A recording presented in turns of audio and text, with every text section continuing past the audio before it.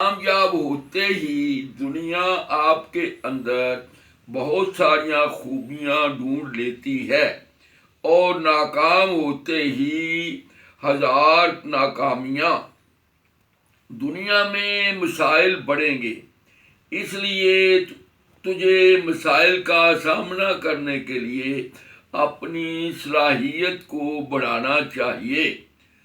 سجن کے لیے بدنامی کا خوف موت کے برابر ہوتا ہے۔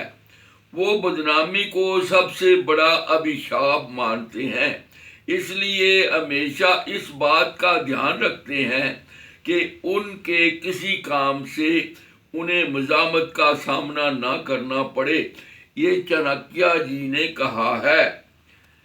گندی سوچ والے کہتے ہیں اگر بدنام نہ ہوں گے تو کیا نام نہ ہوگا۔ وہ گالیاں کھا کر بھی ہنستے ہیں۔ آگے سنیے جی، سٹوری ہے بہت ہی بڑھیا، سبق دینے والی۔ محنت کی اہمیت۔ راجہ کنور سنگھ بڑے امیر تھے، انہیں کسی چیز کی کمی نہیں تھی، لیکن ان کی صحت اچھی نہیں رہتی تھی۔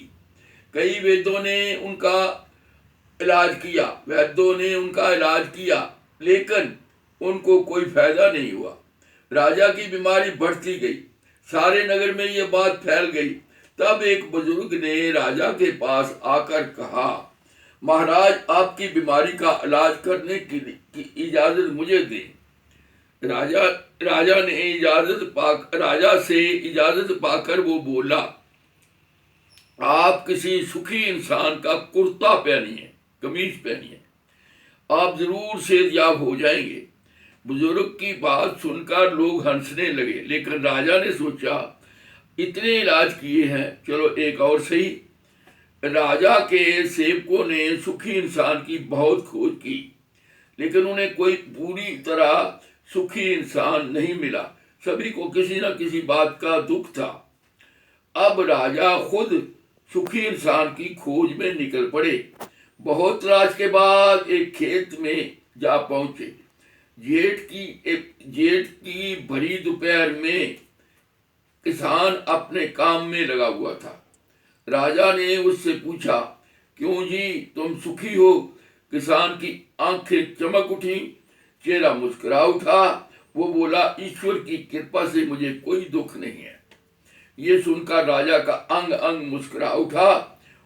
اس کا کرتا مانگنے کے لیے جو ہی اس کے جسم کی طرف دیکھا تو اسے معلوم ہوا کہ کسان صرف دھوتی پہنے ہوئے ہے اور سارا بدن پسینے سے تر ہے۔ راجہ سمجھ گیا کہ محنت کرنے کی وجہ سے ہی کسان سچا سکھی ہے۔ انہوں نے آرام چھوڑ کر محنت کرنے کا سنکلپ کیا۔ تھوڑے ہی دنوں میں راجہ کی بیماری دور ہو گئی۔ دوستو، سکھی رہنا ہے تو سخت سے سخت محنت کرو، مشقت کرو، ہمیشہ خوش رہو گے۔ آگے ہیلتھ ٹپ سنیے۔ جسم پرماتما کا دیا ہوا تحفہ ہے، اسے پرماتما کی طرف سے دیا گیا قرض سمجھے۔ اس کا مطلب ہے نہ سگریٹ نوشی، نہ مدر پان، اور نہ ہی میٹ کا بہت زیادہ استعمال۔ عام طور پر شاکاہاری بھوجن سے جڑے رہیں جو پھلوں، سبزیوں، پھلیوں، بینز، نٹس پر مبنی ہو، اور ساتھ ہی ڈھیر ساری ورزش کریں، ایکسرسائز کریں۔ اب ہنس بھی لیں۔ پتنی، کہاں جا رہے ہو؟ پتی، غصے سے مرنے۔ پتی، تھیلی لے کر جانا۔ پتی حیرانی سے، وہ کس لیے؟ پتنی، اگر ارادہ بدل جائے تو آتے وقت 2 کلو آلو لے کر آنا۔ Thank you very much. پرماتما سب کو خوش رکھے۔